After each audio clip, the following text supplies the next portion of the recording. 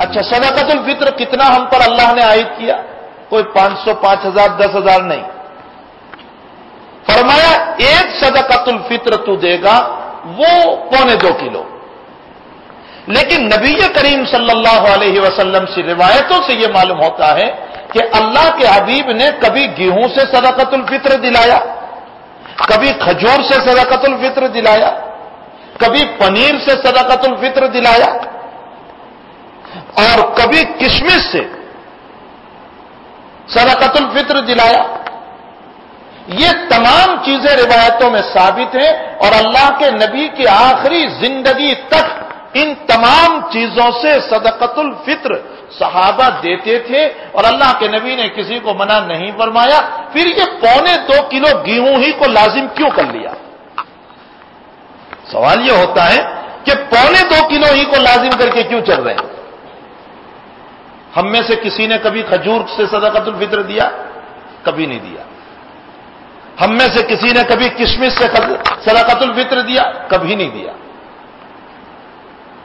مسئلہ یہ ہے کہ اگر گیہوں سے صدقۃ الفطر دینا ہو تو 2.25 کلو گیہوں، اور کھجور سے یا کشمش سے صدقۃ الفطر دینا ہو تو 3.5 کلو کھجور یا کشمش۔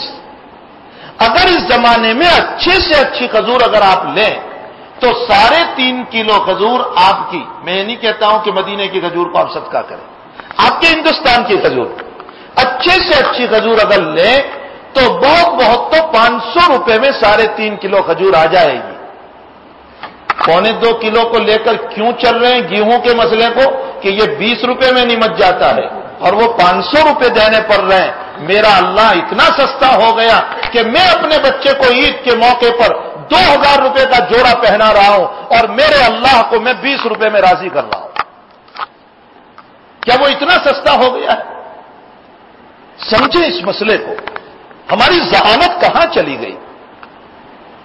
اور بھی صدقۃ الفطر ہے کیا؟ فرمایا پورے رمضان میں تجھ سے جو روزوں میں قصور ہو گیا، نماز کا قصور سہو سے ہے،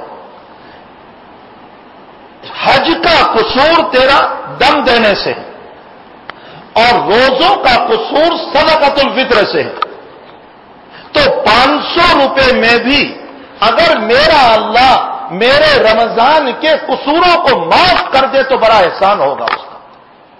کوئی کمال نہیں کیا ہم نے 500 روپے دے کر اللہ کو، لیکن ہم الامان الحفیظ دولت کے پجاری میرا اور آپ کا نفس، ہم اپنے مولا کے لیے سستا تلاش کرتے ہیں اور اپنی اولادوں کے لیے مہنگا تلاش کرتے ہیں، اپنی بیوی کے لیے مہنگا تلاش کرتے ہیں، اپنے رشتہ داروں کے لیے مہنگا تلاش کرتے ہیں، اور میرے اللہ کو اتنا سستا سمجھ لیا کہ مول صاحب 2 رکعت سے راضی ہو جاوے تو غنیمت ہے، مول صاحب 50 روپے سے راضی ہو جاوے تو غنیمت ہے۔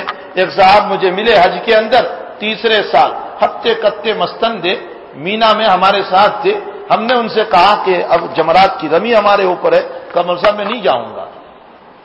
میں نے کہا کیوں نہیں، کوئی عذر ہے آپ کو؟ عذر کچھ نہیں، تھک گیا ہوں۔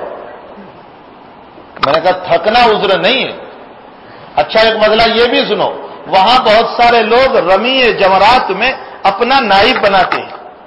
نائب بنانا تب ہوگا جبکہ وہ انسان بازار میں بھی نہ چل سکتا ہو، تب نائب بنانا ہوگا۔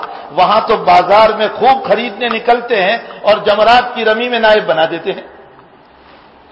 ہذا قسمۃ دیزا، یہ ایک عجیب تقسیم ہے ہماری۔ میں یہ بتاتا ہوں کہ ہم نے اپنی شریعت کو کتنی سستی بنا دی،